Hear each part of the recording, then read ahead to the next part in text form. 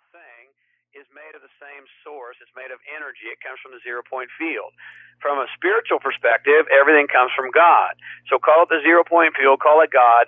It all is the same stuff. Everything from a pine tree to a Porsche, from a palace to a possum, is all the same stuff. And so when you're going after that $1 million home, it's your spirit longing to more fully express. It's not really the home you want. You want to become the person that it takes to get that home. Fill in the blank.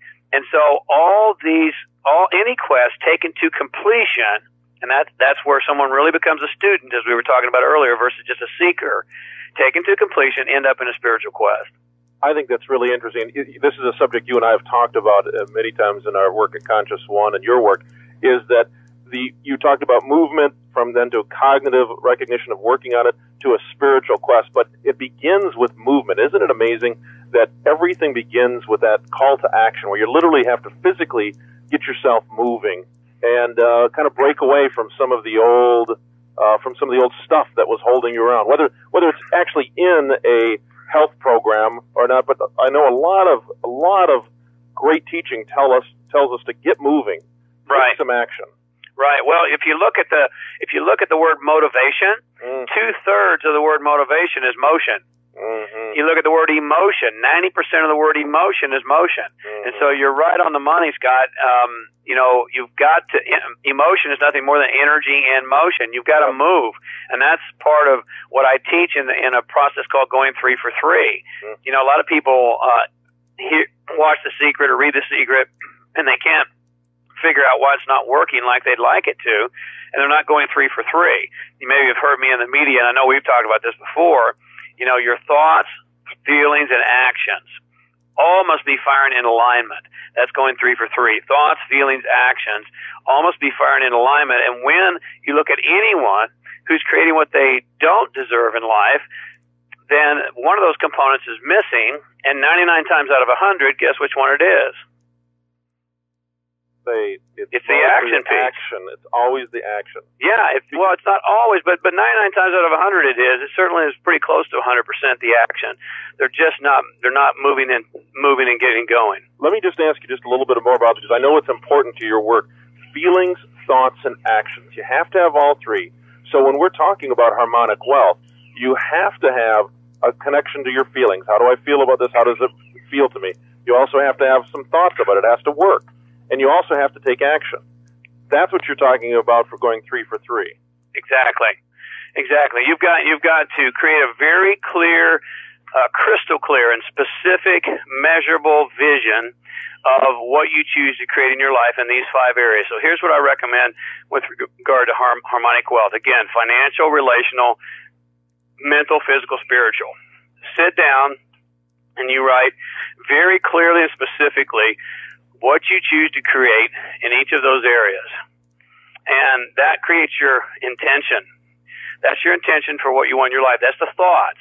Then you create a mental image around that thought. Once you have that, then you have to feel the feelings of already having that in your life. That's the vibration. So what does it feel like to already have that, $100,000 a year salary? What's it feel like to already have that size 6 body, where we're getting on the True Religion genes or whatever? What's it feel like to have the mate that you've always dreamed about? And then the third thing is you've got to take action. You've got to ask yourself every single day, and you and I have done a lot of work with my coaching program, Scott. Yep. And one of the things that I recommend people do every night is to write down the 6 most important things that they need to do tomorrow to take them in the direction of their intentions, their dreams and intentions. So what do I need to do first thing tomorrow, or if you're talking about today, what do I need to do today in the action category to move me in the direction of that intention? That's thoughts, feelings, actions, and that's how I've created every single thing I've created in my life.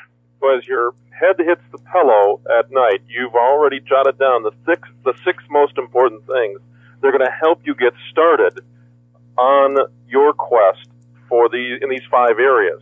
And that's how you bring real harmonic wealth into your life. It really is, and that's how you create a life that legends are made of. You know, it seems so simplistic, and it is simple, and yet it's simply not used.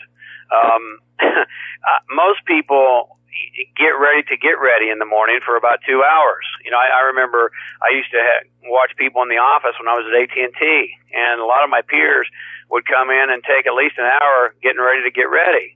You know, I'd already be ready. By the time my feet hit the floor tomorrow morning, I know exactly what I'm doing tomorrow and what I need to get accomplished. I love that, getting ready to get ready. Yeah. I love that. That's a great visual because you see that in people all the day. Let's hope that it's after tonight's call, it's nobody on this call, that you're ready because you've written down the 6 most important things to help you accomplish these 5 important areas of your life. But James, you talk about something else, that people sometimes come with a great excuse, or a great story, I think is the way you say it, that people, instead of accomplishing their goals and accomplishing what's really important in life, really perfect a great story. Yeah, I talk about, in my Science of Success learning system, I talk about, you know, results do not equal no results plus a good story. And sometimes we have convinced ourselves in our society that we don't have to get results as long as we have a good story. You know, I said I was going to be there at 7 o'clock, and I didn't make it. But let me tell you all my good stories and all my good reasons and all my good excuses as to why I didn't show. I said I was going to make, you know, X amount in my quota in this particular month, but I didn't get it. So let me tell you all my good stories. You see, results do not equal no results plus a good story. And you know where good stories get you? They get you in a mediocre life. You know, study after study, Scott, of people who are interviewed on their deathbed, invariably, people interviewed on their deathbed, taking their last breath, leave this life with a tremendous amount of pain. It's the greatest pain a human being can experience. Any guess what that might be? It's regret. You know, it's the pain of regret. They look all the way back across a long life and they go, oh my God, I could have done something. You know, I had an opportunity to do something great.